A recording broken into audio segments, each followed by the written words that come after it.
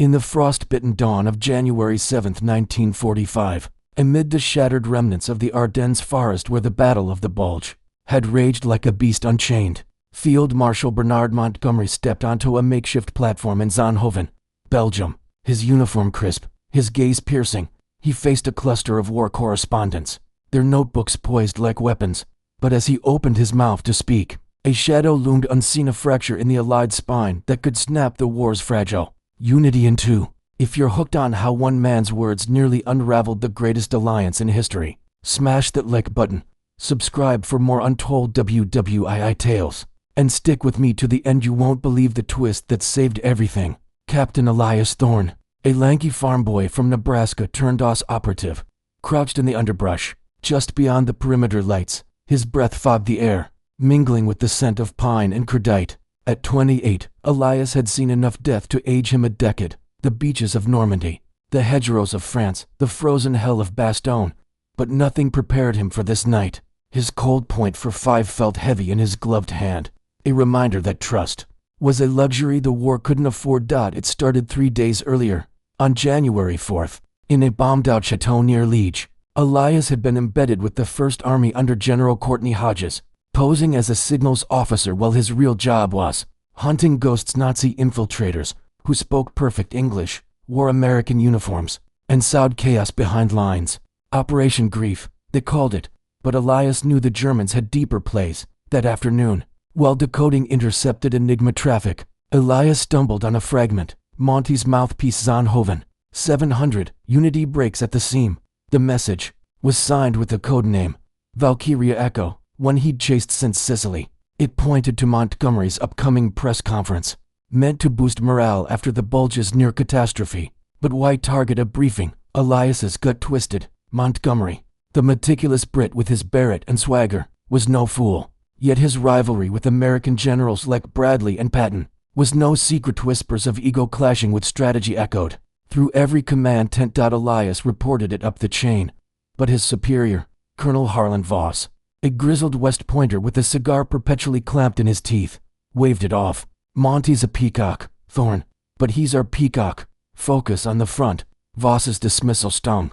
Elias knew the colonel had lost a son at Pearl Harbor and saw every Yank's life as a debt to collect, but Elias couldn't let it go. That night, he slipped out alone, requisitioning a jeep under false pretenses. The roads were slickened with ice, German stragglers lurking in the woods. A burst of machine gun fire shredded his tire near Marchand Famine. He ditched the vehicle and hiked the rest, his boots crunching through snow that hid unexploded ordnance. By January 5th, Elias reached Zonhoven, a quaint town now swollen with Allied staff. He blended in, forging papers as a correspondent from the Stars and Stripes. The press conference was the talk. Montgomery would address the Bulge's turnaround, crediting the combined effort that had halted Hitler's last gamble. But Elias dug deeper. In a smoky tavern, he overheard two MPs griping about a new aide to Monty, Lieutenant Reginald Hale, transferred from SHAEF just days prior. Hale was British, but his accent had a faint Berlin clip, or so the rumor went. Elias tailed Hale that evening. The lieutenant moved like a shadow, slipping into an abandoned mill on the town's edge. Through a cracked window, Elias watched Hale meet a cloaked figure. Whispers in German, an exchange of papers. His heart pounded. This was it. Valkyria Echo wasn't a person, it was a plan.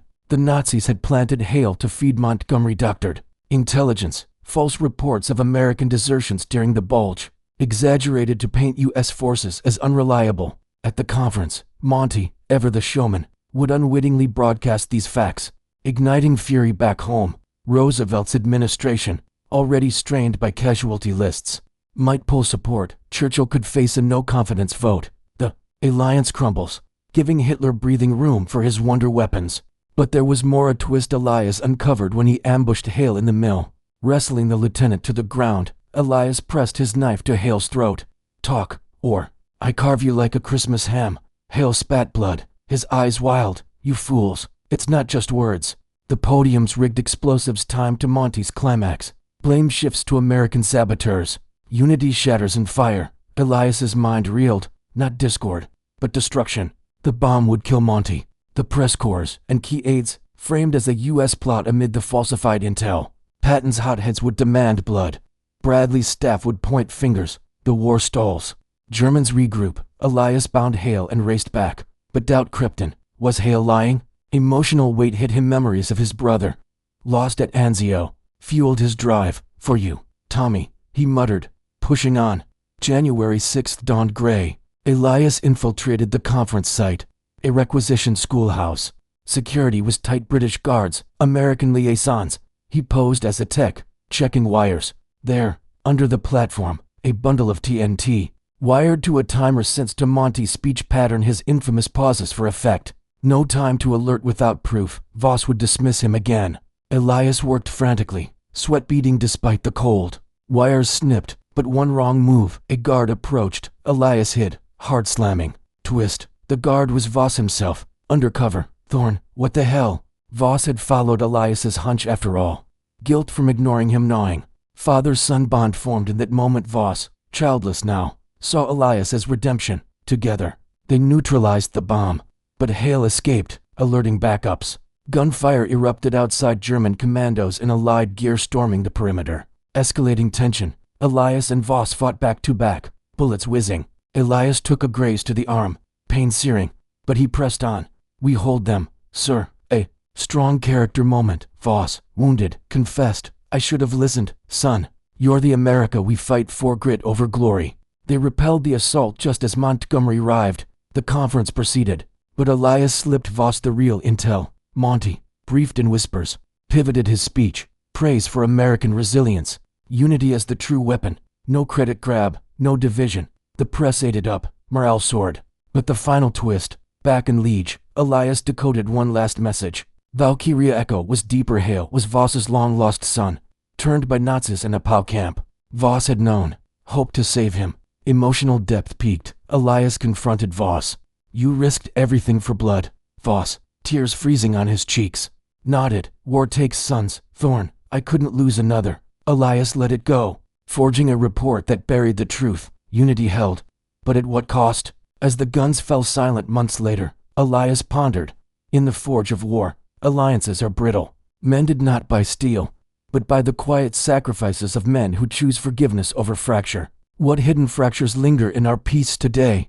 In the shadowed annals of the Voss-Hale lineage, tragedy and ambition intertwined like barbed wire across no man's land, forging a family saga that predated the thunder of World War II by decades. It began in the misty highlands of Scotland in 1898, where Harlan Voss's father, Elias Voss, a stern Presbyterian minister from Pennsylvania, met and married Moira Hale, a fiery Edinburgh lass with a lineage tracing back to border rivers, those notorious raiders who lived by the sword.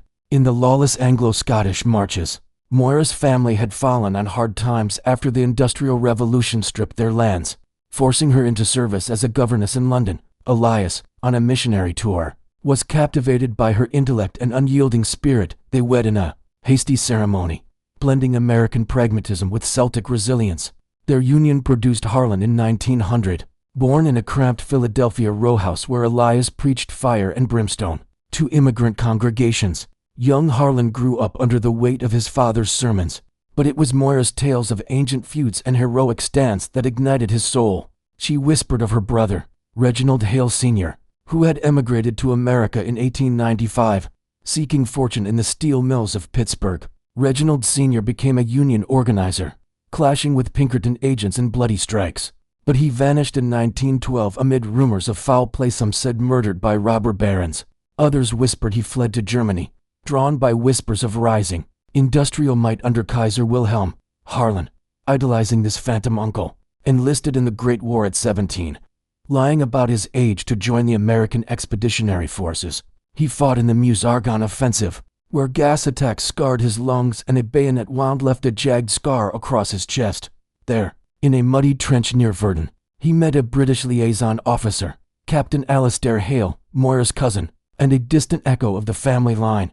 Alistair shared letters from home, revealing that Reginald Sr. had indeed surfaced in Berlin, marrying a Prussian noblewoman named Greta von Kessler, whose family owned armament factories. They had a son. In 1915, Reginald Hale Jr., born amid the roar of Zeppelin raids. The war's end brought no peace to the Voss-Hales.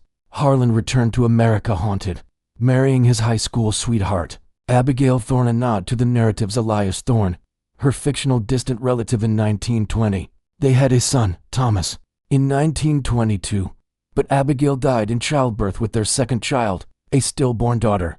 Harlan, drowning in grief, threw himself into the military, rising through the ranks at West Point. Meanwhile, across the Atlantic, Reginald Jr. grew up in Weimar Germany's chaos. His father, embittered by the Treaty of Versailles, aligned with nationalist circles, dying in a 1923 beer hall brawl during Hitler's failed putsch.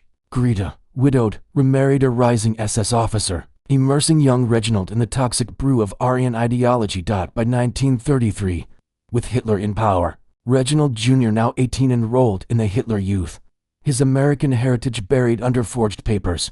He excelled in languages, speaking flawless English from his father's stories, and was recruited into the Abwehr, German military intelligence, in 1939. As war erupted, Harlan, now Colonel Voss, lost his son Thomas at Pearl Harbor, where the boy served as a naval ensign. The news shattered Harlan. He became a chain-smoking recluse in command tents, his cigars a shield against the void. Fate twisted cruelly in 1942.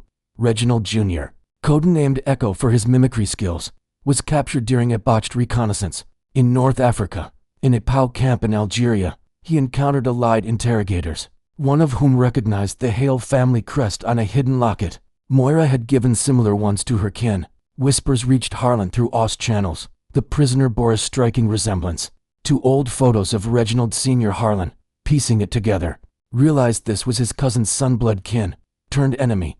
Desperate to redeem the family line, Harlan pulled strings for a secret extraction, hoping to turn Reginald Jr., but the young man, indoctrinated and broken, feigned cooperation while plotting escape. He vanished in 1943, resurfacing as a deep-cover agent in Operation Grief. The Nazis, knowing his lineage, dubbed the plot Valkyria Echo, a nod to Wagnerian drama and his echoing betrayal. In the Ardennes' frozen grip, as Elias Thorne uncovered the plot, the Voss-Hale fracture reached its nadir. Harlan faced his son, not by birth, but by the warped ties of family and that no confrontation. Reginald Jr., eyes hollow with fanaticism, whispered, "Uncle Harlan, the fatherland calls." Its own. Harlan's hand trembled on his pistol. He couldn't pull the trigger. Instead, he let Elias bind him, hoping for a trial, redemption. But Reginald escaped, only to die in a strafing run days later, his body unidentified amid the snow. Post-war, Harlan retired to a Nebraska farm echoing Elias Thorne's roots, haunted by the ghosts. He penned unpublished memoirs, revealing the saga, a family cleaved by wars, ideologies, and unspoken loyalties. The Voss-Hales endured, a testament to how bloodlines bend but rarely break, carrying scars into peacetime as silent sentinels of history's unforgiving march.